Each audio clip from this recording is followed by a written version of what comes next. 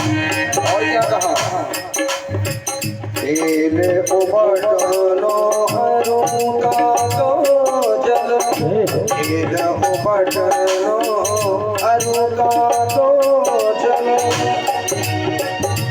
यही देख भग जाते। क्या कहा कि मैं जैसे ही इनको तेल लगाने के लिए जाती हूँ, हे देवकी जी, जैसे ही मैं इनको नहलाने के लिए जाती हूँ ये मुझे देख करके भाग जाता है। तेल उबटनो हरुका तो जल, आई देख भग जाते। और जोई जोई मांगत सोई सोई देती। अच्छा, जो ये मांगता है, जो ये मांगता है वो मैं से देती हूँ। जोई जोई मांगत सोई सोई देती, जोई जोई मांगत सोई सोई देती, क्रम क्रम करे समय सो देवकी सो गयो, समय सो देवकी सो गयो।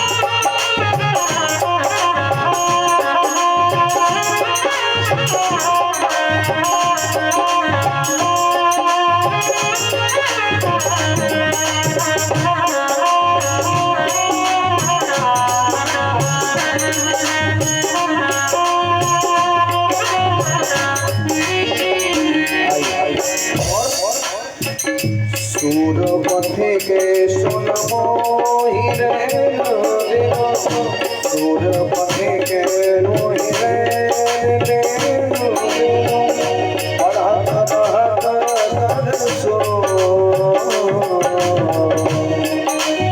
सूरदास ने इस पद को लिखा और सूरदास अपना मंतव्य प्रकट करते हैं। क्या, सूर पथे के सुन मोहि रे नो, भरत बहत कर सो। और मेरो अलग लड़े तो मोह, मेरो अलग लड़े तो मोह, है देश को। और समय सो देवकी सो गयो, समय सो देवकी सो गयो, समय सो देवकी सो गयो, समय सो देवकी सो गयो।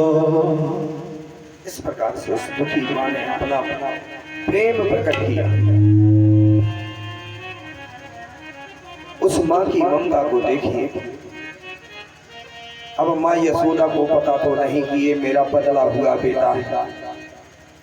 उस माँ के हृदय से पूछिए जिसका बेटा, उस माँ से पूछिए जिसने अपने पुत्र को 9 महीने अपने कोख में रख करके जन्म दिया हो और उसका प्राणों से प्यारा बेटा उसे जब छोड़ करके जाता है।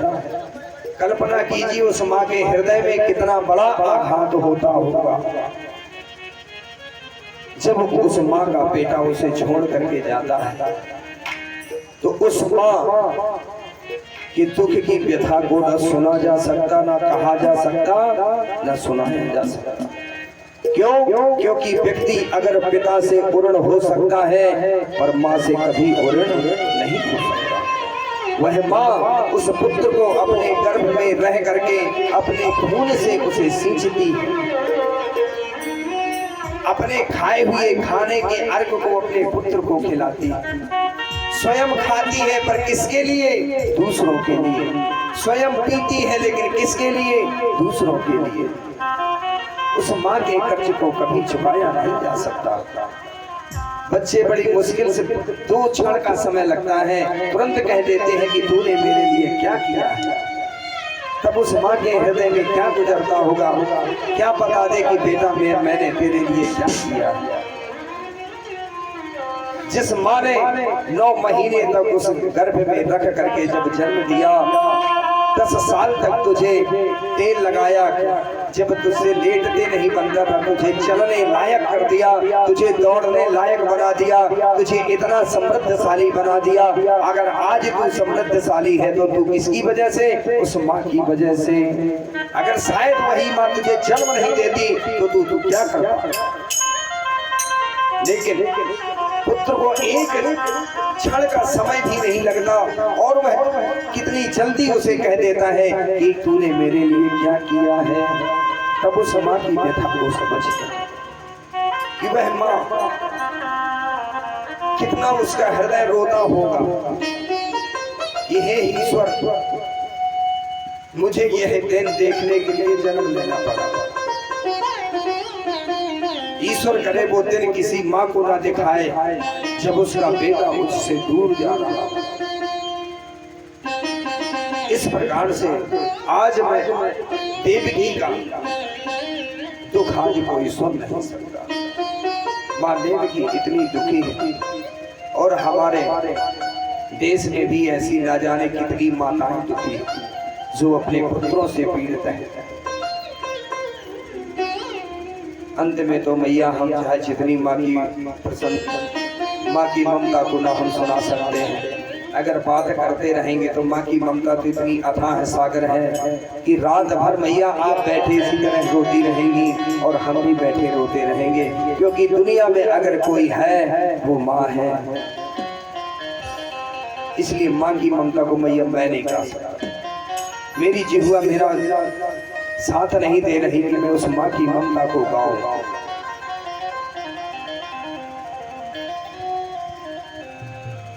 मैंने ऐसी न जाने कितनी माँओं को देखा है जो अपने पुत्रों से पीड़ित हैं। आज भी मैं देखता हूं तो मैं कर नहीं सकता मैया कुछ उनके लिए, पर ऐसा लगता है कि हे भगवान, ऐसा दिन किसी भी माँ को ना दिखाए।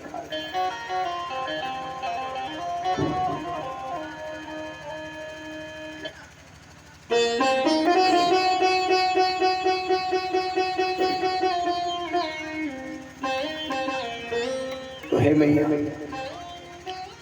यशोदा जी के दुख का वर्णन मैं नहीं कर पाऊंगा। इस प्रकार से अनेक प्रकार से कन्हैया ने अपनी माँ को समझाया और तब जाकर के उन गोपियों ने रथ का रास्ता छोड़ा और गड़गड़ाता हुआ रथ जाकर के मथुरा में प्रवेश किया। भगवान श्री कृष्ण चंद्र जाकर के अपने सखा नंद बाबा से मिले और तब जाकर जब सुबह हुई तो नंद बाबा ने भगवान श्री कृष्ण ने नंद बाबा से कहा कि बाबा तनिक हम मथुरा का दर्शन करे आवे। तो उन्होंने कहा ठीक है। भगवान श्री कृष्ण सभी अपने सखाओं को साथ लेकर के मथुरा का दिव्य दर्शन किया। इतनी रमणीक, इतनी माधुर, इतना सुंदर मथुरा नगर सजाया गया कि देख करके सारे ग्वाल बाल प्रसन्न हो गए। अब उनने बेचारों ने जंगल छोड़ के कुछ नहीं देखा, अचानक से इतना बड़ा शहर देखा तो स्तब्ध रह गए। देखो रे देखो वो क्या है, देखो रे देखो ये कितना बड़ा घर है, देखो रे ये कौन सी गाड़ी है। ऐसा नाना प्रकार से देखते हुए चले और परम आनंदित हो गए। उन्होंने कहा कि हे गो मित्रों, आज हम अपने यहाँ मामा जी के यहाँ आए हैं तो उन ग्वाल वालों ने कहा कि क्यों रे कन्हैया, तूने हमें पहले क्यों नहीं बताया कि हम अपने मामा जी के यहाँ जा रहे हैं, तो हम बढ़िया सुंदर सुंदर कपड़े पहन के आ जाते। ये आ गए फटे पुराने कपड़े पहनकर। तब जाकर के भगवान कृष्ण ने कहा कि ठीक है, परेशान होने की आवश्यकता नहीं है। तब भगवान श्री कृष्णचंद्र जी गए और भगवान श्री कृष्णचंद्र ने धोबी घाट जाकर के धोबी से कहा कि मामा, ये कपड़े बड़े सुंदर हैं, कृपा करके एक जोड़ी हमें भी दे दीजिए। तो वह धोबी मदान